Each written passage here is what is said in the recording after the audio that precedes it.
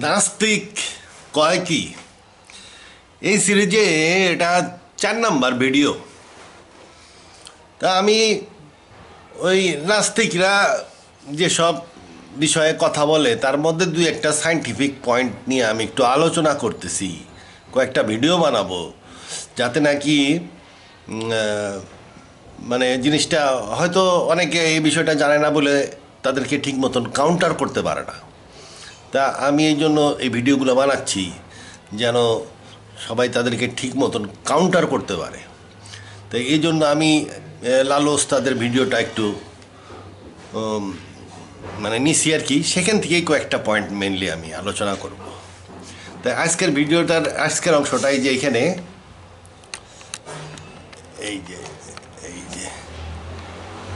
এই দেখেন, এই যে ওনার ভিডিও, এই ওস্তাদের ভিডিও এইটা।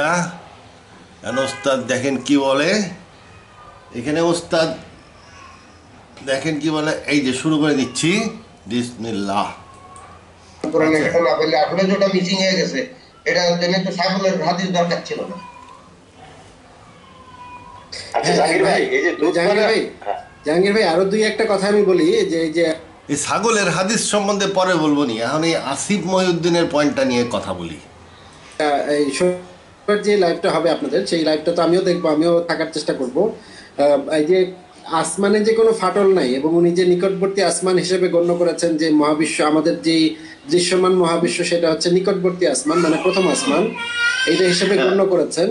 এবং এই আসমানের যে কোনো ফাটল নাই, তার মানে হচ্ছে এটা কঠিন পদার্থ দ্বারা আবৃত। এই জিনিসগুলা একটু আপনি ওনার মুখ থেকে বাইর করেন, অনুগ্রহ করে এই জিনিসটা একটু অনুগ্রহ করে বাইর করেন ওনার মুখ থেকে। আমরা এই জিনিসগুলো আসলে মানে মহাবিশ্বটা দেখতে কেমন, ইসলামের দৃষ্টিতে মহাবিশ্বটা দেখতে কেমন, এটা আমরা জানতে চাই। এবং উনি কিন্তু অনেকগুলা পয়েন্ট ঠিক বলছেন, কোরআন এবং হাদিস থেকে একদম মানে পয়েন্ট ঠিকঠাক মতোই কথা বলছেন। আমি যতটুকু শুনছি আমার কাছে মনে হয়েছে তিনি যথার্থ বলছেন। উনি আসলে পড়ালেখা করছেন, আসলে মূর্খ মুমিন উনি না। হ্যাঁ, এই কারণে ওনাকে আমার ভালো লাগছে। যে বক্তা উনি এসেছিলেন ওনাকে আমার খুবই ভালো লাগছে যে উনি একদম মানে মাদ্রাসা ছাপ যেগুলো আমরা পাই সেগুলো না, তার থেকে বেটার। এখন ওনার থেকে আসলে এই কথাগুলো বের করতে হবে যে এক নাম্বার হচ্ছে যে মহাবিশ্ব উনি মহাবিশ্ব এবং পৃথিবীর সৃষ্টি সম্পর্কে যেটা বলছে সেটা সঠিক, যে দুটাকে একই সাথে সৃষ্টি করা হয়েছিল। কিন্তু সেই সময় কিন্তু মহাবিশ্বে ছিল ধোঁয়া, বাষ্পাকার, ধোঁয়াশাচ্ছন্ন। তাফসীর গুলাতে কিন্তু এইভাবে বলা আছে সেই সময় সমগ্র মহাবিশ্ব ছিল ধোঁয়া। তখন পৃথিবীতে প্রথমে হচ্ছে গিয়ে গাছপালা, তারপরে যে পাহাড় পর্বত ইত্যাদি সৃষ্টি করার পরে হচ্ছে আল্লাহ আসমানের দিকে মনোযোগ দিলেন এবং যে ধোঁয়াশাচ্ছন্ন মহাকাশ ছিল সেইখান থেকে তিনি বিভিন্ন গ্রহ নক্ষত্র বানাইলেন। এই জিনিসটা তার মানে হচ্ছে পরিষ্কার ভাবে বোঝা যায় যে পৃথিবীর বয়স হওয়ার কথা হচ্ছে গিয়ে সবচেয়ে বেশি, এবং পৃথিবী যে স্থির এবং পৃথিবী যে সমতল, এটা যে মানে আরবি যে শব্দগুলা ব্যবহার করা হয়েছে, পৃথিবীকে স্থির করা হয়েছে, পাহাড় মানে পেরেক দিয়ে আবার মানে স্থির করে রাখা হয়েছে যেন নড়াচড়া না করে, যেন ঢল না করে। নড়াচড়া করলে তো আমি তো দুনিয়াতে থাকতাম, খুবই মানে ভয়ঙ্কর ব্যাপার হতো যে আমরা ঠাস করে একদিন পরে গেলাম। হ্যাঁ, যে এই যে পাহাড় দিয়ে যে পেরেকের মতো পাহাড় দিয়ে যে মানে স্থির করে রাখা হয়েছে এবং সমতল বিছানো হয়েছে, এই ওয়ার্ড গুলার অ্যাপ্রোপ্রিয়েট মিনিং, এবং পৃথিবীটা যে সমতল, পৃথিবীটা যে স্থির, এবং তার উপরে যে প্রথম আসমান, সেই আসমানটার মানে ইয়াটা কি দিয়ে তৈরি, দ্বিতীয় আসমানটা কি দিয়ে তৈরি, সেগুলো কিন্তু বলা আছে। এবং আল্লাহর আরশ কোথায় আছে সেটাও কিন্তু, এই যে 7টা মানে মহিষ না কি যেন একটা আছে, সেই হাদিসটা, সেটা যদি জয়ীফ হাদিস, এই জন্য আমি ভালো না, বড় ছাগলের শিংয়ের উপরে আছে মনে হয়। আচ্ছা, হাদিসটা আমি বাইর করতে পারবো, কিন্তু হাদিসটা জয়ীফ হাদিস যদিও। আচ্ছা, অতদূর এখন আলোচনা করা যাবে না, অতদূর আলোচনা একসাথে করা যাবে না। প্রথম ওই ফাটলের ব্যাপারটা আলোচনা করি, তাতে আসমান সম্বন্ধে একটু আইডিয়া হবে না।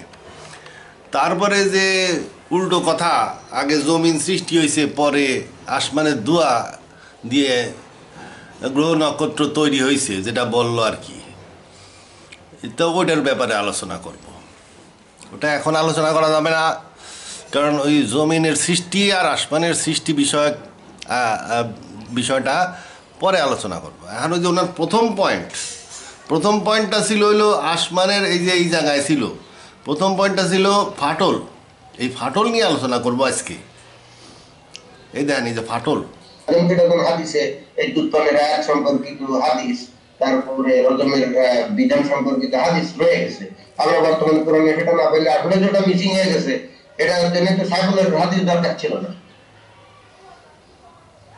আচ্ছা জাহাঙ্গীর ভাই, এই যে জাহাঙ্গীর ভাই আরো দুই একটা কথা আমি বলি, যে এই যে এই শনিবার যে লাইভটা হবে আপনাদের, সেই লাইভটা তো আমিও দেখবো, আমিও থাকার চেষ্টা করব।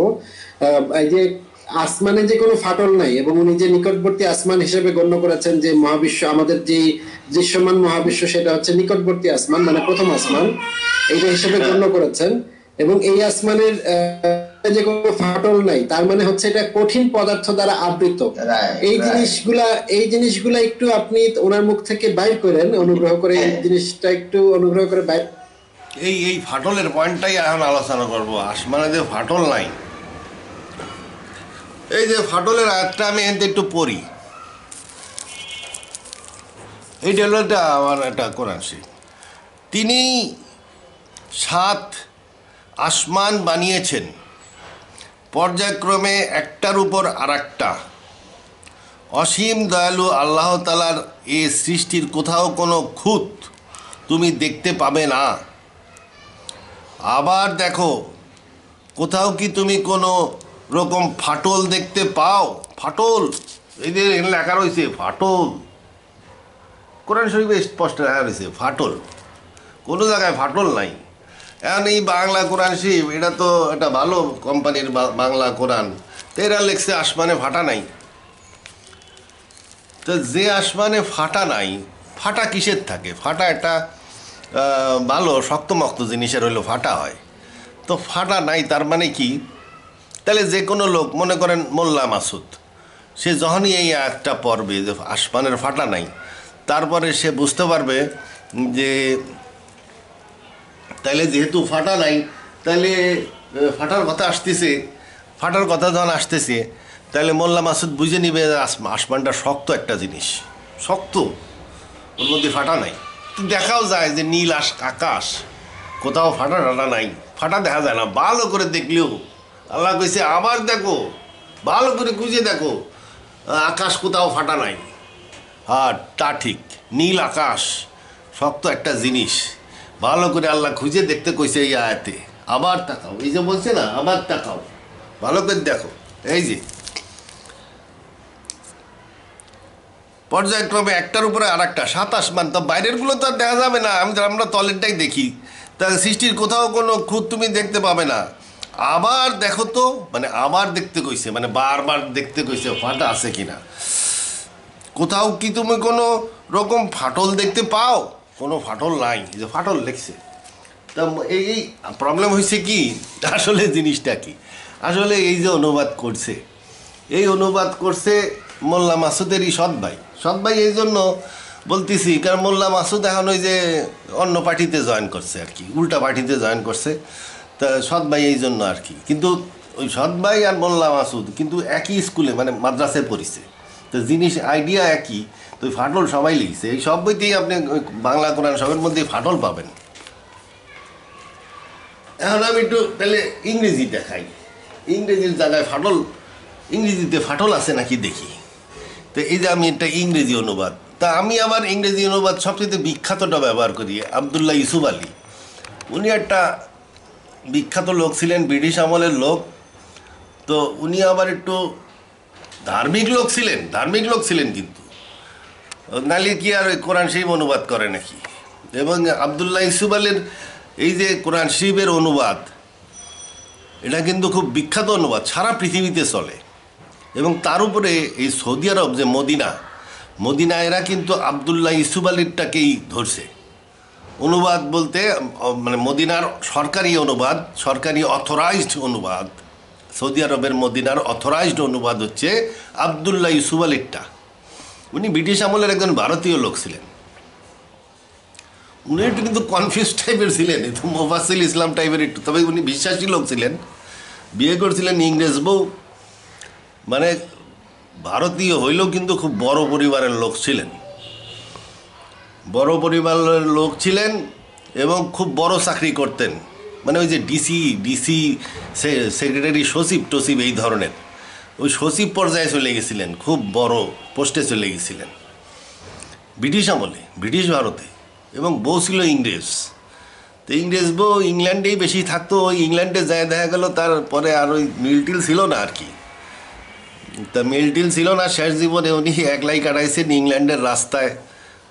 ব্যাংকে মনে হয় 30-40 হাজার পাউন্ড থাকা সত্ত্বেও উনি ওই চাটাম হাউসে, ইংল্যান্ডের শেষ জীবনে আর কি, ইংল্যান্ডের ওই চাটাম হাউস আছে না, ওই যেখান আমরা কই না চাটাম মাতিস, ওটা মনে হয় ওই চাটাম শব্দের দিয়ে চাটাম হাউস।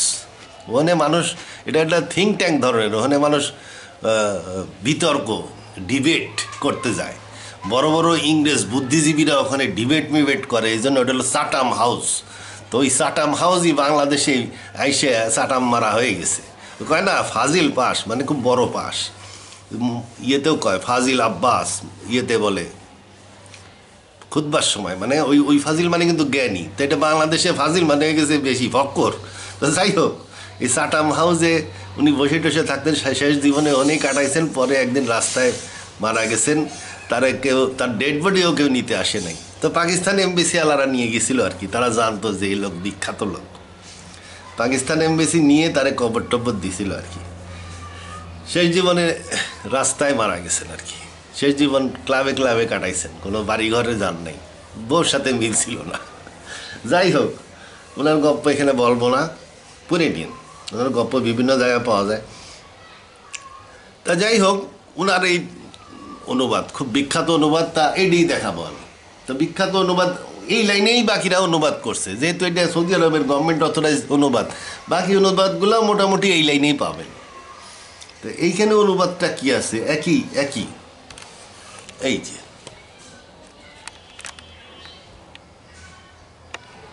এটা আবদুল্লাহ ইউসুফ আলীর অনুবাদ। আমি আবার ওনারটাই ব্যবহার করি, কারণ ওনার অনুবাদটা মোটামুটি বেশ ভালো আছে, এই জন্য আমি ওনার অনুবাদটাই মোটামুটি ব্যবহার করি সবসময়। এইটা হলো দেখেন এখানে কি আসছে, he who created the 7 skies one above another,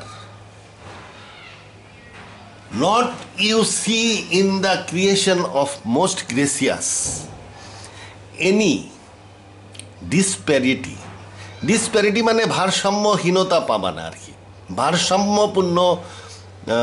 এই যে 7 স্তর মানে পুরা মহাবিশ্বের কথা আল্লাহ বলতেছে। এই মহাবিশ্বকেই আল্লাহ, পুরা মহাবিশ্বকে বোঝানোর জন্য এখানে বলছে 7 skies one above another, মানে পুরা মহাবিশ্ব, পুরা সামাওয়াত।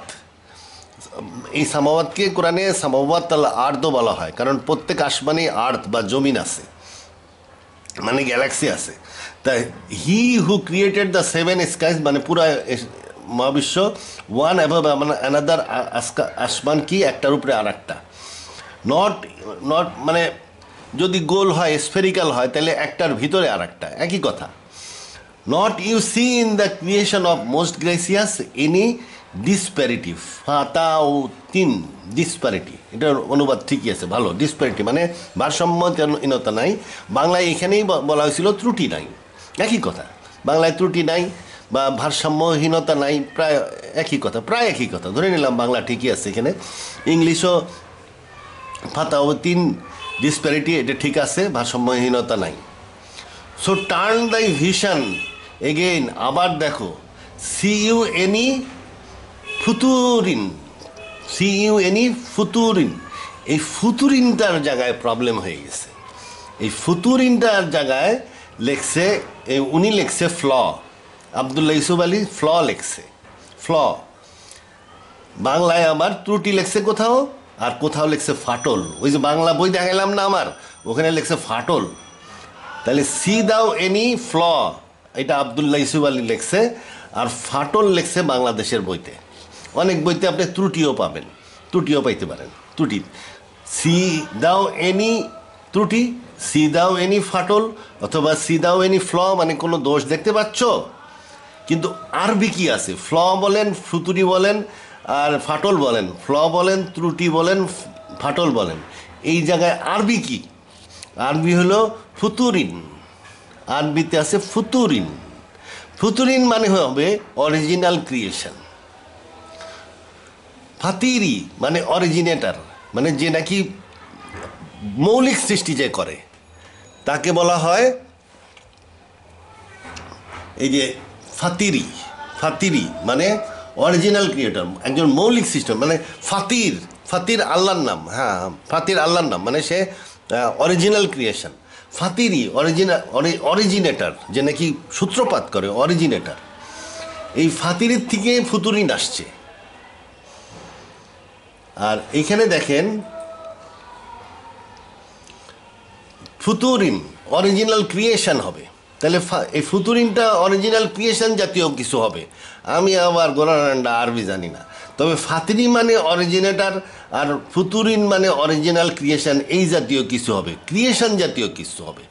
তা ফাতিরি মানে অরিজিনাল ক্রিয়েটর, ফাতিরি মানে অরিজিনেটর বা অরিজিনাল ক্রিয়েটর। তাহলে ফুতুরিন মানে অরিজিনাল ক্রিয়েশন বা ক্রিয়েশন এরকম কিছু হবে। এই জন্য আমি এখানে লিখছি অরিজিনাল ক্রিয়েশন। ফুতুরিন মানে ক্রিয়েশন, এ ব্যাপারে কোনো সন্দেহ নেই, বা অরিজিনাল ক্রিয়েশন মানে একেবারে মৌলিক সৃষ্টি, বা অরিজিনাল ক্রিয়েশন হইতে পারে, অরিজিনাল ক্রিয়েটর হইতে, অরিজিনাল ক্রিয়েশনই এখানে হবে। ফুতুরিন অরিজিনাল ক্রিয়েশন, কারণ ফাতিরি মানে অরিজিনেটর। এই শব্দের অন্যান্য জায়গায় কিন্তু এরকমই লেখা আছে, শুধু এই আয়াতে এই ফুতুরিন শব্দের অর্থ করা হয় ফ্ল বা ফাটল, শুধু এই আয়াতের ক্ষেত্রে। কারণ কি? কারণ এইখানে আগে এই ডিসপ্যারিটির কথা বলা হয়েছে। তুমি কি দেখো কোনো ডিসপ্যারিটি বা তুমি কি দেখো কোনো ত্রুটি? অতএব কোনো ত্রুটি নাই এখানে, এইটার অর্থ ত্রুটি হিসাবে লেখা আছে, কিন্তু এইটার অর্থ কোনো অবস্থাতেই ত্রুটি না, একদম 180 ডিগ্রি উল্টা অর্থ হয়ে গেল। যদি আমি ফুতুরিনের জায়গায় ফ্ল বা ফাটল লিখি, উল্টা হয়ে গেল। অরিজিনাল এটা হলো, ফুতুরিন হবে অরিজিনাল ক্রিয়েশন। আচ্ছা, তাহলে এখন আরেকটা কি দাঁড়ালো? হি হু ক্রিয়েটেড দ্য 7 স্কাইজ। 7 স্কাইজের ব্যাপারটা আমি একটু পরে আলোচনা করব, পরে আগে এই নিচের অংশটা আলোচনা করব। He who created the 7 sky one above another, not you see in the creation of most gracious any disparity. ভারসাম্যহীনতা দেখতে পাবা না, মানে এখানে কি বলতেছে? ডিসপ্যারিটি দেখতে পারবা না, ভারসাম্যহীনতা দেখতে পারবা না। তার মানে কি? ইউনিভার্সটা ফ্ললেস, ত্রুটিবিহীন। আদার্স কি? ফাইন টিউনিং করা ইউনিভার্স। এই যে আধুনিক যুগে যে ফাইন টিউনিংয়ের কথা নিয়ে এত আলোচনা হয়, ইউনিভার্স ফাইন টিউনড হলো কেমনে, এত ভারসাম্যপূর্ণ কেমনে হলো, ভারসাম্যপূর্ণ ইউনিভার্স কেমনে হলো, এত ফাইন টিউনিং কেমনে হলো ইউনিভার্সের, সেটা নিয়ে এখন ব্যাপক আলোচনা হয়। ইউনিভার্সের ফাইন টিউনিং নিয়ে ব্যাপক আলোচনা হয়। এই ফাইন টিউনিং এর কথাই এখানে বলা হয়েছে। কি বলতেছে? নট ইউ সি, তুমি দেখবা না, in the creation of most gracious any disparity দেখবা না, মানে তুমি সব জায়গায় ফাইন টিউনিং দেখবা। তার মানে তুমি পুরো ইউনিভার্সটা ফাইন টিউনিং করা, এবং এটা এই ভারসাম্যহীনতা নাই এখানে কোনো। So turn the vision again, see thou any original creation. তুমি কি কোনো অরিজিনাল ক্রিয়েশন দেখতেছো? অ্যান্ড ফাইন টিউনিংয়ের সাথে অরিজিনাল ক্রিয়েশন জড়িত, ফাইন টিউনিংয়ের সাথে অরিজিনাল ক্রিয়েশন জড়িত। কিভাবে ফাইন টিউনিংয়ের সাথে অরিজিনাল ক্রিয়েশন জড়িত, এটা একটু আলোচনা করে নিই। মহাবিশ্ব ফাইন টিউনিং করা, এই যে মহাবিশ্বের এনার্জি লেভেল একটা নির্দিষ্ট মাত্রায় আছে, যার ফলে আমাদের অস্তিত্ব সম্ভব হয়েছে। এই যে চাঁদ, সূর্য, এই যে সূর্য থেকে পৃথিবী পারফেক্ট দূরে অবস্থিত, একটু বেশি হলে পৃথিবী ঠান্ডা হয়ে যেত, একটু কাছে হলে পৃথিবী অতিরিক্ত গরম হয়ে যেত, ফলে আমাদের মতন মানুষের পক্ষে বেঁচে থাকা সম্ভব হতো না। চাঁদ পৃথিবীরে ঘুরতেছে, পারফেক্টলি ঘুরতেছে, পারফেক্ট মাত্রার জোয়ার উৎপন্ন করতেছে, পারফেক্ট আলো দিচ্ছে। তাহলে একটু এদিক ওদিক হইলে হতো না। চাঁদ একটু বড় হইলে সূর্য ছিনাই নিয়ে যেত, আবার একটু ছোট হইলে এটারে আবার ওই ক্যালেন্ডার হিসাবে কাজ করতে পারতো না। পৃথিবী একটু দূরে হয়ে গেলে রাত বড় হয়ে যেত। নানান রকম একদম ফাইন টিউনিং করা সৌরজগৎ, শুধু সৌরজগৎ না, পুরা milky way galaxy fine tuning করা। এটা এমন একটা জায়গায় আমরা অবস্থিত যেখানে এনার্জি লেভেল কম এবং অন্যান্য নানান রকমের প্রবলেম কম, রেডিয়েশন কম। হয়তো মেইন আর্মে থাকলে আমরা অন্যরকম হয়ে যেতাম। আমরা মেইন আর্মে নাই, আমরা মেইন আর্ম থেকে একটা স্পার বেড়ে আসছে, সেটার মধ্যে আমাদের অবস্থান। মানে অন্য গ্যালাক্সি আমাদের থেকে পারফেক্ট দূরে অবস্থিত। অন্য গ্যালাক্সির থেকে যে বিপুল পরিমাণের রেডিয়েশন বেরোয়, সেই রেডিয়েশন আমাদেরকে ক্ষতি করতে পারে না। মহাবিশ্বের সব দিক দিয়ে বিবেচনা করলে, এর গ্র্যাভিটেশনাল ফোর্স এভরিথিং বিবেচনা করলে পারফেক্ট ফর আওয়ার লিভিং। এছাড়া প্রত্যেকটা ন্যাচারাল ল আমাদের জন্য পারফেক্ট। এই পারফেক্ট কেমনে হইলো ইউনিভার্স, এত এই ইউনিভার্স। এছাড়াও দেখেন এই যে পানি 100টার মতন মৌলিক পদার্থ, প্রায় 95-95 চেয়ে বেশি মৌলিক পদার্থ দিয়ে আমাদের এই পৃথিবীটা তৈরি। এই পৃথিবীতে 95টা মৌলিক পদার্থের শত শত ধর্ম আছে। প্রত্যেকটা মৌলিক পদার্থের কেমিক্যাল ধর্ম আছে, ফিজিক্যাল ধর্ম আছে, ভৌত ধর্ম আছে, এইগুলো আছে। এই ধর্মগুলোও পারফেক্ট। এই হাইড্রোজেনের সাথে অক্সিজেন মিললে পানি তৈরি করে। আবার এই যে পানির একটা নির্দিষ্ট ক্যারেক্টার আছে। সব জিনিসই তাপ কমাইলে ছোট হয়, কিন্তু পানি দেখা গেল যে 4 ডিগ্রি সেন্টিগ্রেডের নিচে নামলে আবার এটার আয়তন বাড়তে থাকে। ফলে 0 ডিগ্রি তাপমাত্রায় পানির আয়তন বেশি, যার ফলে এটা কি বরফ পানিতে ভাসে, যার ফলে নিচে মাছ বেঁচে থাকে।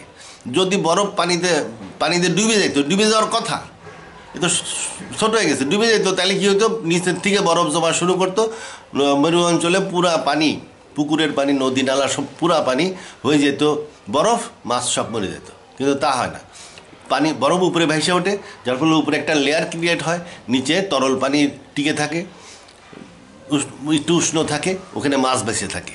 তাছাড়াও সারা পৃথিবী ফ্রস্টেড হয়ে যেত যদি নাকি বরফ পানিতে ডুবে যেত। তাহলে এই যে পারফেক্টলি ক্যারেক্টার নির্ধারণ করা হয়েছে।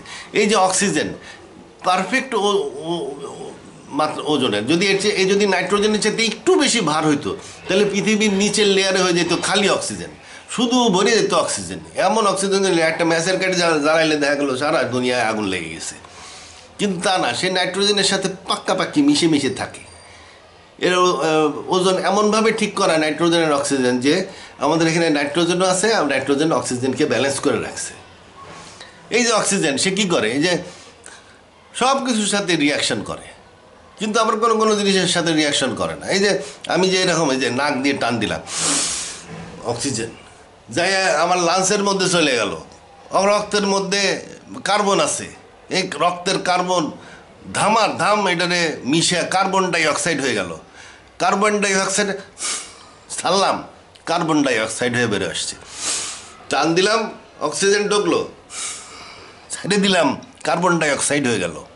তাহলে এই কার্বনকে সে নিয়ে আসছে রক্তের মধ্যে থেকে, সিনায় নিয়ে নিমিষের মধ্যে নিয়ে চলে আসলো। তাহলে আমার শ্বাস নিতে আর ছাড়তে যত দেরি, এর মধ্যেই অক্সিজেন যায় কার্বনরে ধরে, কার্বনরে নাক দিয়ে বাইর করে নিয়ে আসতেছে। নিতে আর ছাড়তে যত দেরি, এই এক ছাড়ার মধ্যে, এর মধ্যেই সে অক্সিজেন যায় কার্বনের সাথে কাম করে ফেলায় এই কার্বন ডাইঅক্সাইড বের হয়ে গেছে। তা আমি মনে করলাম এই যে আমার অ্যাস্টের মধ্যে কত কার্বন ছাই জমা হয়ে রয়েছে, এই গররান্ডা, এই অক্সিজেন এনে যায় না, সারাদিন অক্সিজেন এই ছাইয়ের সাথে বসে রয়েছে, ছাই তো কার্বন, কিন্তু এনে আর কার্বন ডাইঅক্সাইড আনে। আমি মনে করছিলাম যে আলার এই ছাইগুলো তো আস্তে আস্তে কার্বন ডাইঅক্সাইড হয়ে উড়ে যেতে পারে, তা ওরে না, আমার এই অ্যাস্টে সাফ করা লাগে। তা আমি আবার কুড়িয়ে মানুষ আমার সাফ করতে ইচ্ছে করে না, আমি করি কি, একটা সিস্টেম আছে, এই দেখেন এর তলে ব্যাগ আছে, এনে জমা করি, এই অ্যাস্টে ভরে গেলে এখানে জমা করি। তাই এই ব্যাগ যখন ভরে যাবে তারপরে নিয়ে ডাস্টবিনে ফেলাই দিয়ে আসবো। কুড়ি বুদ্ধি। যাই হোক, এই যে ব্যালেন্স করা পৃথিবী সর্বদিক দিয়ে বলা একটা আহম্মকের কাজ। বিশাল ব্যালেন্স আল্লাহ করছে, বিশাল ব্যালেন্স, প্রত্যেকটা জিনিস পারফেক্ট, প্রত্যেকটা ন্যাচারাল ল পারফেক্ট। হাজার হাজার মৌলিক পদার্থ দিয়ে আমাদের শরীর তৈরি, হাজার হাজার যৌগিক পদার্থ দিয়ে আমাদের শরীর তৈরি, প্রত্যেকটা জিনিস পারফেক্ট ন্যাচারাল ল, এগুলো সেট করছে আল্লাহ। এত ফাইন টিউনিং কেমনে হইল? এখন কিছু বৈজ্ঞানিক, এখন কিছু না, অধিকাংশ বৈজ্ঞানিক কয় মহাবিশ্ব ফাইন টিউনিং করা। এই ফাইন টিউনিং করা মহাবিশ্ব আল্লাহ ছাড়া সৃষ্টি হওয়া সম্ভবই না। এর সৃষ্টির পিছনে বিশাল একটা ব্রেন এবং বিশাল এক হেকমত কাজ করছে, এ সব সায়েন্টিস্ট বলবে। কিন্তু এর মধ্যে আবার কিছু সায়েন্টিস্ট আছে বলে যে না, অন্য থিওরি বাইর করার চেষ্টা করে যে না, মাল্টিভার্স, কোটি মহাবিশ্ব সৃষ্টি হয়েছিল, তার মধ্যে একটা হঠাৎ করে ফাইন টিউনিং আলা হয়ে গেছে, হঠাৎ করে একটা ইউনিভার্স ফাইন টিউনিং হয়ে গেছে, এই জন্য হঠাৎ করে আমরা হয়ে গেছি। এরকম থিওরি আছে। কারণ যে বিশ্বাস করবে না সে বিশ্বাস করবেও না, করবেই না, আল্লাহ কই দিছে। কিন্তু বিশ্বাস করিবে না, কোরআন শরীফ বহুত এক জায়গায় দিচ্ছে যে বিশ্বাস করো কিন্তু করবা না আল্লাহ ইচ্ছা না করলে। আল্লাহর ইচ্ছা না করলে ওরে খাওয়াই দিলেও, মহাবিশ্ব বাইটে খাওয়াই দিলেও ও বিশ্বাস করবে না। তার মানে কি, এই ফাইন টিউনিংটা প্রমাণ করে আল্লাহ আছে। মহাবিশ্বের সৃষ্টি কিন্তু আল্লাহর অস্তিত্ব প্রমাণ করে না। ওই যে বলবে যে স্পেসের মধ্যে এনার্জি আছে, ভ্যাকুয়াম এনার্জি আছে, ইনফ্লেশন হয়েছিল, হঠাৎ করে এনার্জি বেড়ে গেছে, এই এনার্জি বিস্ফোরিত হয়ে বিগ ব্যাং তৈরি করছে, বিগ ব্যাং হওয়ার পরে মহাবিশ্ব সৃষ্টি হয়ে গেছে। এর মধ্যে আল্লাহ লাগে না। মহাবিশ্ব বিগ ব্যাংয়ের পিছনে কিন্তু আল্লাহর প্রমাণ না, আল্লাহর প্রমাণ হলো ফাইন টিউনিং। সঠিক মহাবিশ্ব সৃষ্টিতে প্রমাণ হয় যে আল্লাহ আছে। ফাইন টিউনড ইউনিভার্স কেমনে হলো, এই ফাইন টিউনিংয়ের বিষয়টাই আল্লাহ এখানে বলছে আর কি। এই যে দেখেন এই ফাইন টিউনিংয়ের বিষয়টা, এই যে আল্লাহ এখানে বলছে কীভাবে। আচ্ছা, এইবার বললেই আপনি নিজের থেকে বুঝে যাবেন, আমার আর বোঝানোর দরকার হবে না। এই যে দেখেন আয়াতটা আবার পড়ে দেখাচ্ছি। He who created the seven skies one above another. Seven skies এর ব্যাপারটা পরে আলোচনা করতেছি। Not you see in the creation of most gracious any disparity, কোনো ভারসাম্যহীনতা নাই, ফাইন টিউনিং করা। সো টার্ন দাই ভিশন এগেইন, আবার দেখো, বারবার দেখো, তুমি তো বসবা না একবারে, বিশাল ব্যাপার। সিজ দাও এনি অরিজিনাল ক্রিয়েশন, তুমি কি অরিজিনাল ক্রিয়েশন দেখতে পারতেছো? ফুতুরিন দেখতেছো, মানে অরিজিনাল ক্রিয়েশন দেখতে পারতেছো? এটা তো একটা ক্রিয়েটারের কাজ। এই ক্রিয়েশনটা কিন্তু বুঝতে পারতেছো যে এটাকে ক্রিয়েট করা হয়েছে, ইউনিভার্সকে তৈরি করা হয়েছে, এই ভারসাম্যপূর্ণ ইউনিভার্সকে তৈরি করা হয়েছে, তারপরে একজন সৃষ্টিকারী আছে, সেই সৃষ্টিকারীকে তুমি দেখতে পারতেছো? আচ্ছা, জিনিসটা একটা বেতাল ধরনের ব্যাপার। আমি একটু ওই ভিডিও দেখাই সংক্ষেপে, এত কিছু তো দেখানো যাবে না, একটু ক্লোজ করে একটু ভিডিওটাতে দেখাই। এই যে জ্ঞানগম্যী লোকদের কাছে তো না শুনলে আপনারা বিশ্বাস করবেন না। তো এই যে লেখা কি পড়া যায় না, আমি একটু বড় করে দেয়।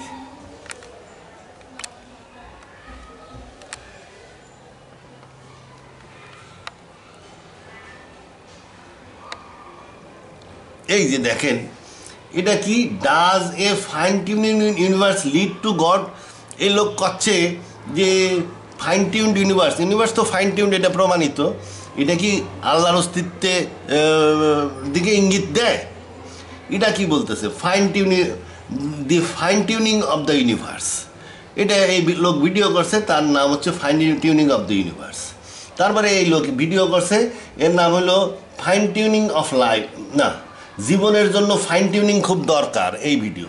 তারপরের ভিডিও দেখেন, আর একজন করছে স্টিফেন মেয়ার, এ কিন্তু খুব একটা জ্ঞানী লোক। এই মেয়ারের ভিডিও দেখেন।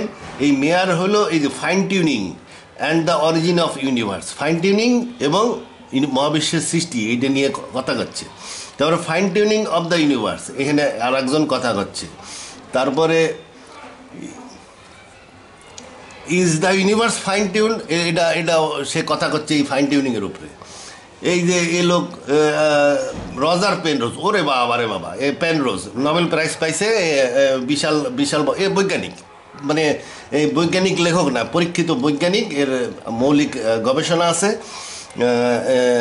ইনি নোবেল প্রাইজ ওনার একজন বৈজ্ঞানিক, হকিন্সের আশেপাশের লোক আর কি। তা a fine tuning for life, is the universe fine tune for life. তারপরে is the universe fine tuned, তাহলে তারপরে এই যে is our universe fine tune, Brian Greene. এটাতে তো অনেকেই চেনেন, এবারটা অনেক Michio Kaku, is the universe fine tuned.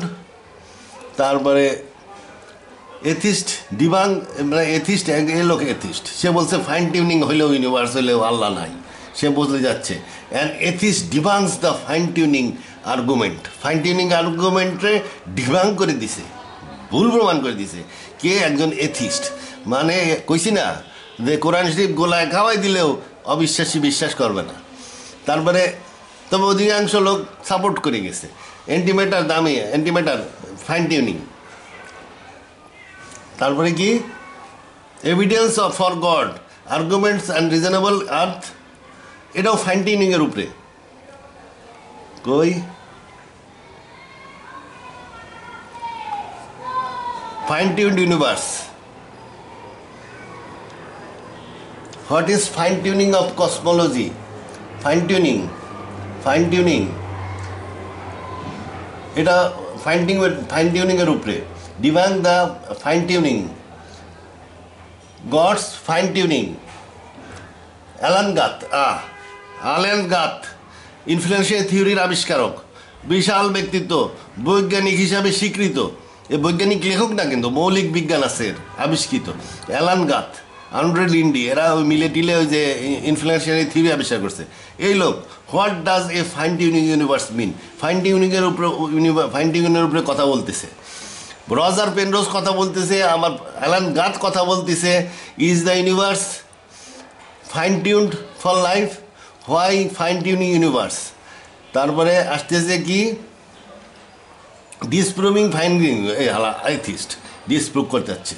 আচ্ছা, তারপরে how does the fine tuning of universe point and intelligent design? এ বলতে যাচ্ছে ফাইন টিউনিং হলে এটা ডিজাইনটা ইন্টেলিজেন্ট হইতেই হবে, আর ইন্টেলিজেন্স থাকা মানে আল্লাহর অস্তিত্ব থাকা। তারপরে can you typical universe observe, এই যে শালা আর এক ছাগলা, এই ক্রস গেল কোথায়? এই ক্রস, এই যে ক্রস, এ হলো এক এথিস্ট। লরেন্স ক্রস ইউদি এথিস্ট, এ কিন্তু ওই হকিন্সের ছাত্র। কি is the universe fine tune for consciousness? চেতনার জন্য ইউনিভার্সের ফাইন টিউনিং হওয়া লাগবে নাকি? তা সে লাস্টে যায় প্রমাণ করবেন যে লাগবে না, কিন্তু আসলে এর কথাই এই ধরা খাওয়া। এর প্রত্যেকটা পয়েন্টের উত্তর কোরআন শরীফে দেওয়া অনেক পয়েন্টের উত্তর। সে কয় যে স্পেসে ভ্যাকুয়াম এনার্জি আছে, অতএব মহাবিশ্ব সৃষ্টি হওয়ার জন্য আল্লাহর দরকার নাই। আরে এইটা তো আল্লাহ 1400 বছর আগে কয়ে দিয়েছে। আল্লাহ আসমান জমিনের আলো, আসমান জমিন ব্যাপিয়া যে আলো আছে এটা তো আমরা আগের থেকেই জানি। এবং সেই আলো আল্লাহ যদি এক্সপোজ করে দেয়, কিছুটা এক্সপোজ করে দিলে সেখান থেকে তো আলো বেরোবে। যদিও ওইভাবে আলো বেরাই নেই, আল্লাহ সব কিছু আল্লাহর নিয়ন্ত্রণের মধ্যে, তবুও সে বলতেছে স্পেসে আলো আছে, এটা কোরআন শরীফে আছে, আল্লাহ আসমান জমিনের আলো। এটা দিয়ে সে মাতব্বরি, তার সব মাতব্বরি এক জায়গায়। ক্রিয়েশন ফ্রম নাথিং ওই থিওরি মাইরে দিয়ে এখন creation from nothing, say nothing নিয়ে মনে করে স্পেস। তাই স্পেসের মধ্যেই তো আল্লাহর আলো আছে, এটা তো কোরআন শরীফে আল্লাহ আগেই কই রাখছে। তা যাই হোক, ইহুদির বাচ্চা যাই ডন পেজ, এটা কি ফাইন টিউনিং? এই যে এটা হলো, এ তো আর এক শয়তান, রিচার্ড ডাউকিং। এই আর এক শয়তান, এটা ওই যে is the universe fine tune for life and is the universe fine tune, উল্টো উল্টা কথা কিছু কবে নেই আর কি। কারণ সমস্ত বৈজ্ঞানিক, যত বড় বড় বৈজ্ঞানিক আছে, সবাই ফাইন টিউনিং এবং গডকে স্বীকার করতে বাধ্য। ফাইন টিউনিংয়ের একটাই উত্তর, আল্লাহ আছে। আল্লাহ ছাড়া এরকম ইউনিভার্স তৈরি হইতে পারে না। শত শত মৌলিক পদার্থ পারফেক্ট আচরণ করতেছে, যার ফলে আমাদের বেঁচে থাকা সম্ভব হইতেছে। কোন ছাগলে বলবে যে এইরকম একটা perfectly tuned well designed universe Allah ছাড়া হওয়া সম্ভব? অসম্ভব আল্লাহ ছাড়া হওয়া। তাহলে এই যে এগুলো সব ফাইন টিউনিংয়ের, আপনি খুঁজে দেখেন, হাজার হাজার ভিডিও পাওয়া যাবেন। জ্ঞানী গম্মী লোকদের দিয়ে কথা, আমার কথা না, তারা সব কইছে যে ফাইন টিউনিং প্রমাণ করে আল্লাহ আছে। তাই এটা আল্লাহ 1400 বছর আগে, না 1450 বছর আগে কয়ে দিয়েছে, he who created the 7 skies one above another, not you see in the creation of most gaseous any disparity, কোনো ভারসাম্যহীনতা নাই, ফাইন টিউনড। সো টার্ন দাই vision again, see thou any original creation. তুমি কি সৃষ্টিকর্তারে দেখো, তুমি কি মৌলিক সৃষ্টিকে দেখো। মৌলিক সৃষ্টিটা কেমন? ডিসপ্যারিটি ছাড়া, ভারসাম্যহীন ছাড়া। তার মানে কি, ইউনিভার্সের initial configuration of the universe and the natural law was fixed by Allah. এটা কোরআন বলছে, আলহামদুলিল্লাহি রাব্বিল আলামিন। তারপরে বলছে আর রহমানির রহিম, গেল ওই কথা। মালিক ইয়াউমিদ্দিন, master of the day of law. Day of law কি? যেদিন আল্লাহ এই মৌলিক ন্যাচারাল লগুলাকে সেট করছিলেন, মালিক ইয়াউমিদ্দিন, এবং ন্যাচারাল ল সেট করে তিনি initial configuration of the universe set করছিলেন, দিন ঠিক করছিলেন, এবং ইউনিভার্সকে ওইখান থেকে তিনি ইভলিউশন শুরু করছেন। তুমি কি সেই অরিজিনাল ক্রিয়েশনকে দেখতেছো, যে অরিজিনাল ক্রিয়েশনের কারণে ভারসাম্যহীনতা নাই? এটা হইল হাইফাই, অ্যালান গাথ, আন্দ্রে লিন্ডি, যাদের নাম দেখাইলাম, ওই ধরনের বড় বড় লোকদের আয়াত, এইসব লোকদের আয়াত, এই যে এইসব লোকদের আয়াত, এর মধ্যে ক্রসও আছে, আবার ওই ক্রসের উত্তর দেওয়ার জন্য ইনিও আছে। এই যে ইনি ক্রসের ডবল বুদ্ধি এই যে স্টিফেন মায়ারও আছে, তাই স্টিফেন মায়ারও আছে, ক্রসও আছে। এই সব লোকদের আয়াত নিয়ে লালু উস্তাদ দক্ষিণে কথা করছে, কি কয় এটা আবার একটু শুনি। আচ্ছা, এখানে কিন্তু আমি কয়ে দিলাম এ আয়াতে ফাটা ফোটার কথা কিন্তু লেখা নাই। এই যে ফুতুরিন মানে ফাটল, এটা লেখছিল হইল মোল্লা মাসুদের সৎ ভাই। মোল্লা মাসুদ অবিশ্বাসী, সৎ ভাই বিশ্বাসী, কিন্তু তারা লেখাপড়া একই স্কুল থেকে করেছে, স্কুল না সরি মাদ্রাসার থেকে করেছে, ওরা এটাতে ফাটা মনে করে। কিন্তু অরিজিনাল আরবি আমি ঘাটাঘাটি করেছি বহুত, আপনারাও ঘাটাঘাটি করে দেখেন, সর্বপ্রকার ডিকশনারি আলোচনা করে এইখানে পৌঁছাবেন অরিজিনাল ক্রিয়েশন। কারণ ফাতিরি মানে অরিজিনেটর, ফাতির মানে আল্লাহর নাম, যিনি সৃষ্টি করছেন, যে আল্লাহ অরিজিনাল সৃষ্টি করছেন, সে আল্লাহকে বলে ফাতির। খালিক মানে সৃষ্টি দিয়ে সৃষ্টি, আর ফাতির মানে আদি সৃষ্টির যিনি করছেন। এই ফাতিরিটি মানে অরিজিনেটর, আর ফুতুরিন মানে অরিজিনাল ক্রিয়েশন। আচ্ছা, এনে ফাটলের কথা নাই, এই আয়াতে নাই, তাহলে ফাটলের ব্যাপারটা তাহলে হয়ে গেল। তা এখন হয়েছে কি, এনে এই অক্ষরটাকে ফাটল ধরে নিয়ে এই মোল্লা মাসুদ লেভেলে নিয়ে আইছে। মোল্লা মাসুদ লেভেলের ওই একই লেভেলের লোকজন, মোল্লা মাসুদি কন আর ওই ওস্তাদি কন, সবাই একই লেভেলের লোকজন, তারা এখন এটা নিয়ে ক্রিটিসাইজ করতেছে। কি ক্রিটিসাইজ করে এই দেখেন, হাদিস রয়ে গেছে। আমরা বর্তমান কোরআনে সেটা না পেলে আসলে যেটা মিসিং হয়ে গেছে, এটা জন্য তো সাইফুলের হাদিস দরকার ছিল না। আচ্ছা জাহাঙ্গীর ভাই, এই যে জাহাঙ্গীর ভাই আরো দুই একটা কথা আমি বলি, যে যে লাইভটা হবে আপনাদের, সেই লাইভটা তো আমিও দেখবো, আমিও থাকার চেষ্টা করব। এই যে আসমানে যে কোনো ফাটল নাই, এবং উনি যে নিকটবর্তী আসমান হিসেবে গণ্য করেছেন যে মহাবিশ্ব, আমাদের যে দৃশ্যমান মহাবিশ্ব, সেটা হচ্ছে নিকটবর্তী আসমান, মানে প্রথম আসমান, এইটা হিসেবে গণ্য করেছেন। এবং এই আসমানের যে কোনো ফাটল নাই, তার মানে হচ্ছে এটা কঠিন পদার্থ দ্বারা আবৃত।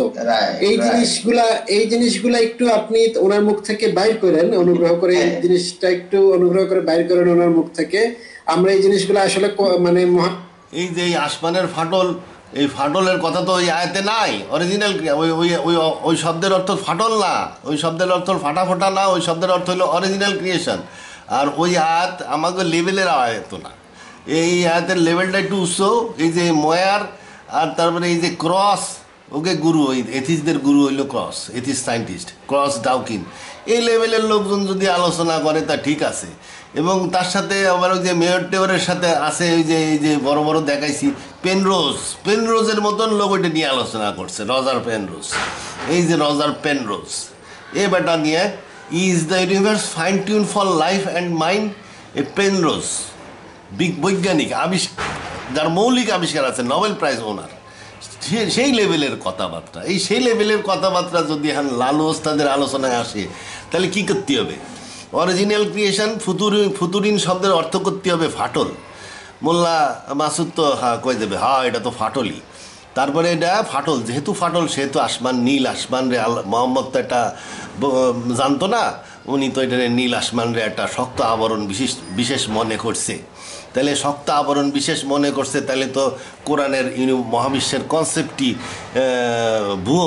ভুয়া হয়ে গেল। কারণ আমরা জানি নীল আকাশ বলে কিছু নাই, নীল আকাশ বলে কিছু নাই। এটা নীল আকাশটা কোরআনে আছে, ওটা নীল আকাশটা আসলে ওজন স্ফিয়ারের কারণে মেনলি হয়। ওটাও একটা ছাদ, আসমানের ছাদের অনেকগুলো লেয়ার আছে, ওটা পরে আলোচনা করবানি, এর মধ্যে দরকার নাই। তো যাই হোক, নীল আকাশ বলে তো কিছু নাই, ওরকম শক্ত কিছু জিনিসও নাই, তাহলে ওই ইসলাম তো ভুট হয়ে গেল। তো এই লেভেলে ওই কথা ঠিক না, লেভেল বুঝিয়ে কথা বলতে হবে, সব আয়াত সবার জন্যই না। তা এখন আমি একটু ওই 7 আসমান নিয়ে আলোচনা করি, 7 স্কাইস, ওয়ান অ্যাবভ অ্যানাদার। স্কাইসটা কি জিনিস, এই স্কাইসটা কি জিনিস আলোচনা করতে এলি আবার একটু ঝামেলা আছে। আসমান তো আল্লাহ বলছে আসমান রে জড়াইয়া গোটাইব, মানে গোটানো যায়।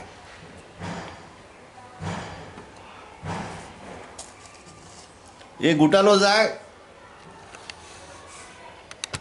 আল্লাহ বলতেছে যেদিন আমি আসমানকে লিখিত কাগজের নেয়, এটা লিখিত কাগজের নেয়, এর মধ্যে অনেক কিছু থাকে, এটা আসমানটা একটা লিখিত কাগজের নেয়। আবার করছে আসমানের মধ্যে ইস্তাওয়া করেছি, তারপরে আবার কইছে যে আসমান সম্প্রসারণশীল। তো এই আসমান নিয়ে আলোচনা করতে গেলে আবার একটু জটিল আলোচনায় যাওয়া লাগে। চলে যাই, ব্যাটারি আছে, চলে যাই। তা মানে আসমানটা আসলে কি? আসমান যেটা সেটা হলো স্পেস। এখন এটারে আসমান কয় কে? কোনো কারণে আসমান কয়, কে আসমান কয় সেটা আমি একটু পরে করছি। তো আসমান হলো স্পেস, ইংরেজিতে স্পেস। তা স্পেসটা কি? তা স্পেসটা কি সায়েন্টিস্টরা ভালো করে স্পেসের কোনো ডেফিনেশন আবিষ্কার করতে পারেনি। তবে ওরা কয় যে এর মধ্যে অনেক ডাইমেনশন আছে। 11 ডাইমেনশন দিয়ে যে প্রমাণ আলোচনা, ওই যে স্ট্রিং থিওরি পড়তে গেলে 11 ডাইমেনশনের কথাবার্তা আছে, গোড়া রান্না কিছু বোঝা যায় না। তো চতুর্থ ডাইমেনশন পর্যন্ত বোঝা যায়, ওই যে টাইম। আইনস্টাইন প্রথম ওই টাইম এক ডাইমেনশন আবিষ্কার করেছিল। টাইম ডাইমেনশনের বিষয়টা হলো কি, আমরা তো দেখি সব জায়গায় একরকম স্পেস, কিন্তু সব জায়গায় একরকম না। 3 ডাইমেনশনাল আমরা বুঝি, 3 ডাইমেনশনাল দৈর্ঘ্য প্রস্থ উচ্চতা আছে, এটা হলো 3 ডাইমেনশনাল।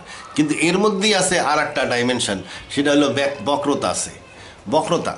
তা এই বক্রতার মধ্যে দিয়ে পদার্থ যখন চলে, এই বক্রতাকে অনুসরণ করে চলে, যার ফলে এটাকে মনে হয় যেন ওই বক্র tendency of matter to move along the curved space time is felt by us as gravitational force.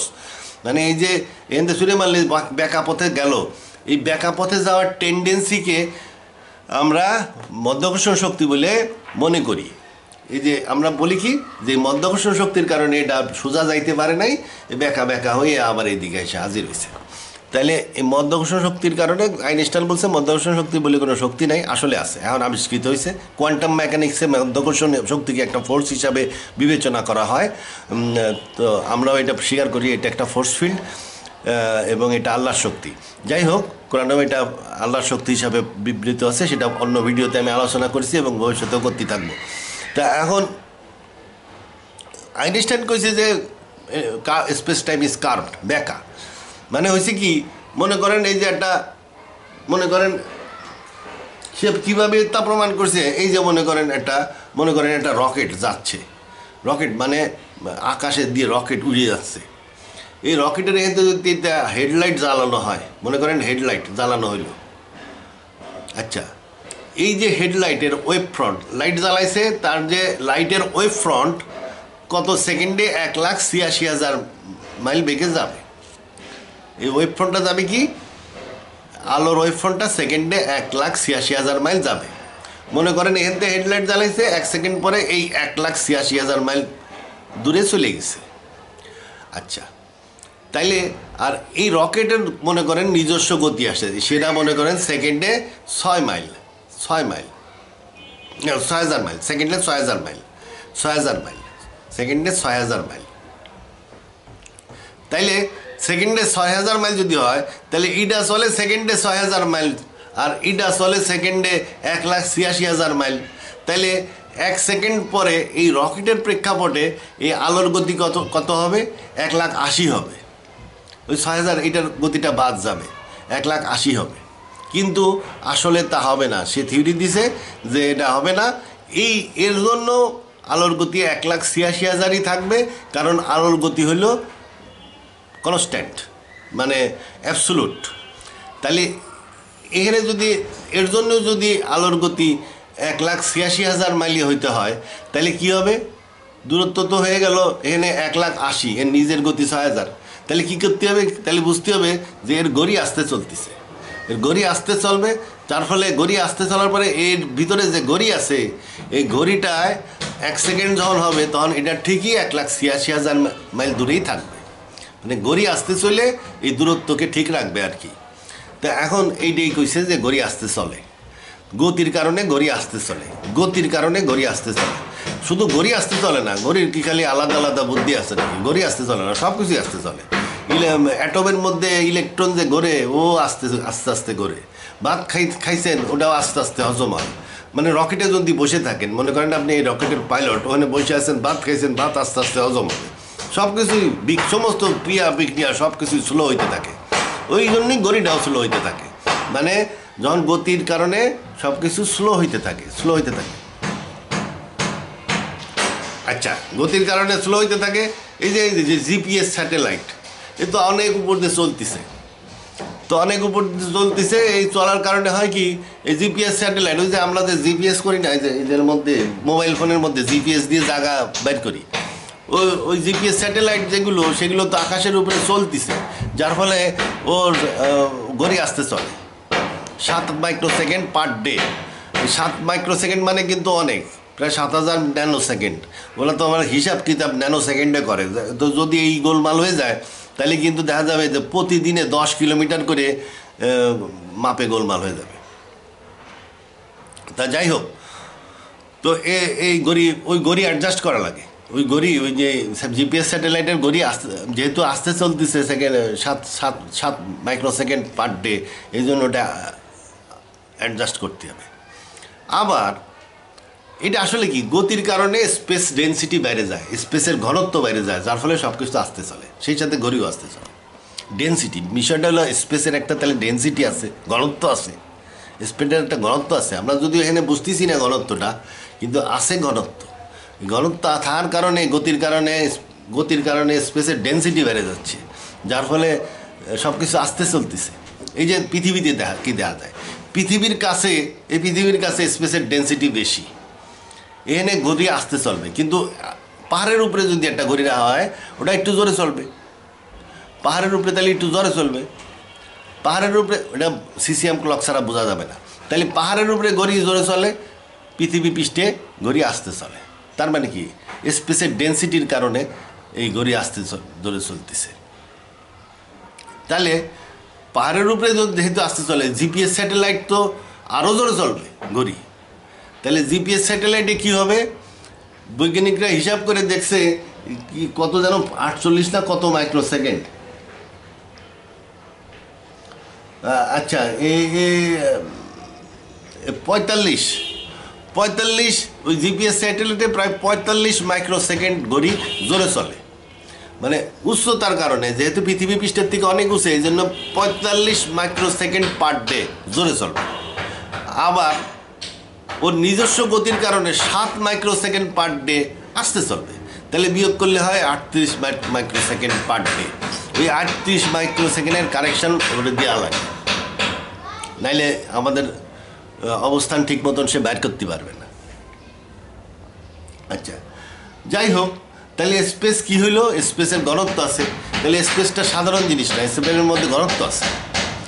এখন আর কি আছে স্পেসের মধ্যে? স্পেসের মধ্যে আর কি আছে? ঘনত্ব আছে। তাহলে এটা তো বৈজ্ঞানিক আইনস্টাইনের থিওরিতে বুঝলাম যে স্পেসের এই যে ব্ল্যাক হোলের কাছে স্পেসের ঘনত্ব অনেক বেশি, এই জন্য ওখানে টাইম খুব স্লো চলে। তার মানে স্পেসের ঘনত্ব আছে, এবং এই জন্য আইনস্টাইন স্পেসের সাথে টাইম যোগ করছে। এই টাইমের কারণে স্পেসের একটা ডাইমেনশন, টাইমটা একটা ডাইমেনশন হিসাবে প্রকাশ করছে উনি। তা এখন এই জন্য ওই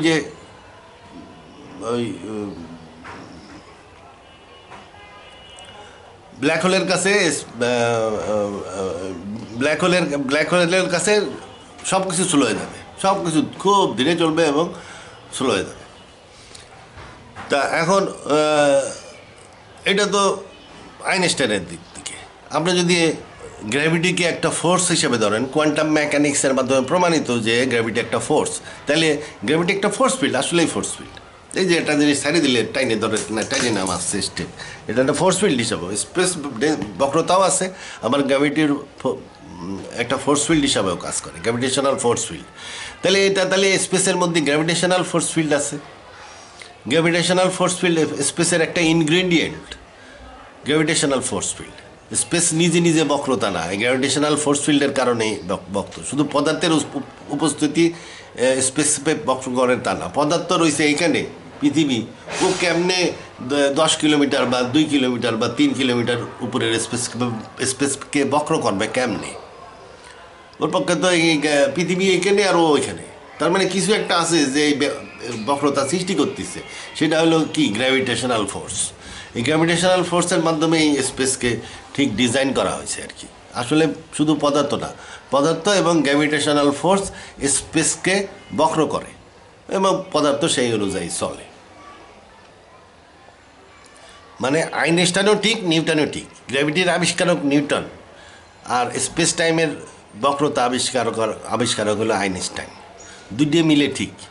এই জন্য নিউটন আধা হাম্মক আর আইনস্টাইন আধা হাম্মক। দুইটা যখন যোগ করবেন তখন হবে বুদ্ধিমান, পুরা বুদ্ধিমান। হাম্মক ক্যান্সেল হয়ে যাবে, দুইটা অর্ধেক আছে। তো নিউটনের আছে অর্ধেক, আইনস্টাইনের আছে অর্ধেক, মিলাই দিলাম আর কি। মিলাই দিলে পূর্ণ হইল। তো ওই লাইন হয়ে গেল। এখন আল্লাহ কি করেছে স্পেসের মধ্যে? আল্লাহ স্পেসের মধ্যে কি করেছে সেটা দেখতে কোরআন যাইতে হবে। আসমান কি একটু সংক্ষেপে আলোচনা করব, কারণ হলো আসমান সম্বন্ধে পুরো আলোচনা করতে গেলে বিশাল আলোচনা হয়ে যাবে না। আমার যে সায়েন্টিফিক তফসির আছে ওটার সূরা বাকারাতে আসমান সম্বন্ধে আমি বিস্তারিত আলোচনা করছি উইথ অথরিটি, সমস্ত রেফারেন্স ওর মধ্যে দেওয়া আছে। এছাড়া আর একটু কমের মধ্যেই আছে আমার একটা ভিডিও, সূরা বাকারার ভিডিও, ওখানেও আমি স্পেস সম্বন্ধে আলোচনা করছি। এখানে একটু সংক্ষেপে আলোচনা করে দিই যাতে নাকি লালো ওস্তাদ পয়েন্টটা ধরে জাগা মতন বুঝে দিতে পারে। মোরওভার হি ডিড ইস্তাওয়া করছিল। ইস্তাওয়া মানে ইনফিউজ করা, ঢুকই দেওয়া।